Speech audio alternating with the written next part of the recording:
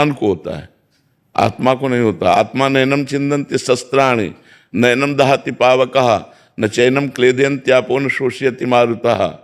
जो अग्नेय अस्त्र है वो आत्मा को जला नहीं सकता, वारुणास्त्र वो भिगो नहीं सकता, वायवास्त्र वो हवा नहीं लगा सकता आत्मा में। अक्लेद्य है, अशोष्य है, अदाय है, आत्मा को कभी क्लेश नहीं होता। अछेद्य है, कोई छेद नहीं सकता, कोई दुख नहीं होता, कोई सुख नहीं होता, वो परमानंद स्वरूप है। उसमें स्वप्न में हमें कोई तमाचा मारा, बहुत पिटाई की, लेकिन जगे जब तो कुछ था क्या?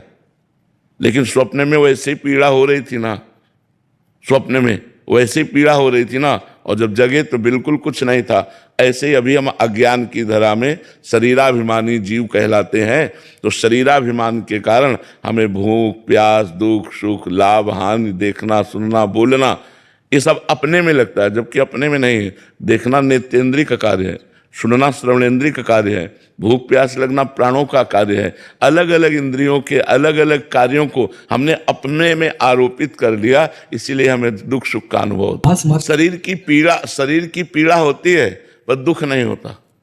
शरीर की पीड़ा होती है, जैसे आप चाटा मारें तो लगेगा कि चाटा मारा अपने शरीर में, लेकिन उसका दुख नहीं होगा, पीड़ा होगी उसकी। चेतना तो उसकी है ही, अहम खत्म हो गया है, चेतना शून्य थोड़ी हो गया है। चेतना तो है, भूख लगेगी तो मांग के खाएगा, ब्रह्मबोध हो गया है, भूख लगेगी तो मांग के खाएगा, सोच लगेगी तो सोच जाएगा, लघु शंका लगेगी तो लघु। शरीर की क्रियाएं हो रही लेकिन करता नहीं रहा, अहंकार नहीं रहा, करता अहंकार नहीं रहा। कई दिन का भूखा है तो व्याकुलता पूर्वक भोजन पाते नजर आएगा, ये प्राणों का धर्म है, उसका धर्म नहीं है। वो इन सब धर्मों का दृष्टा है, साक्षी है। तो जैसे चाटा लगा शरीर में तो पता है चाटा लगा है शरीर में, लेकिन क्यों लगा इस बात का दुख नहीं है, व्यथा नहीं है, उसको व्यथा नहीं होती।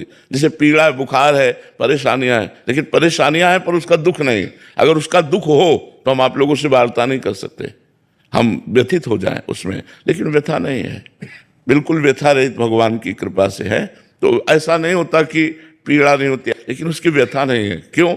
जैसे अपनी जबान दांतों से कट जाए तो लगे ना होगा पीड़ा, लेकिन आपको दुख तो नहीं होगा ना, पीड़ा होगी पर दुख नहीं होगा। क्यों? अपनी ही दांत से आप फिसल के गिर गए, आपको चोट लगी, लेकिन आपको दुख नहीं होगा। आपके हाथ से ही आपको कोई पीड़ा लग जाए तो आपको दुख नहीं होगा। ऐसे आत्मवत हो जाता है, ज्ञानी पुरुष आत्मवत हो जाता है।